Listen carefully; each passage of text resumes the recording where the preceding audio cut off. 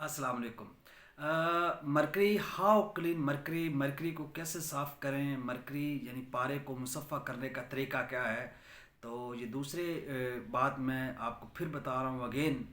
पहले भी बताया हुआ है, मैंने सोचा इसको अगेन बता दूँ कि आप लोगों ने एक जगह पे मैंने हल्दी के हवाले से बताया, आप हज़ार किस्म से कर सकते हैं इसको साफ़। तो आज अभी यहाँ पे मैं आपको गेरू गेरू कहते हैं जो ईंट का बुरादा होता है, यानी ईंट जो बुरी होती है उसको हम गेरू बोलते हैं।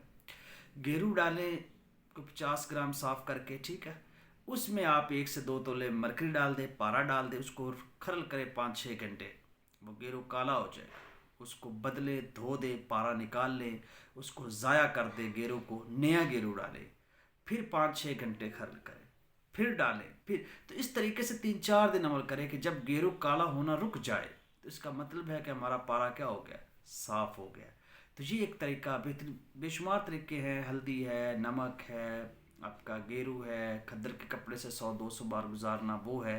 तो ये गेरू वाला और हल्दी वाला सबसे बेहतरीन है। इसको दोबारा रिपीट कर दिया है कि इस तरीके से पारा को साफ़ किया जाता है और फिर उस पारे को आगे सिर करी में लेके जाया जाता है। उसको कायम करें, उसको आप जारी करें, जो भी करें, ये एक अलग मामला है। शुक्रिया।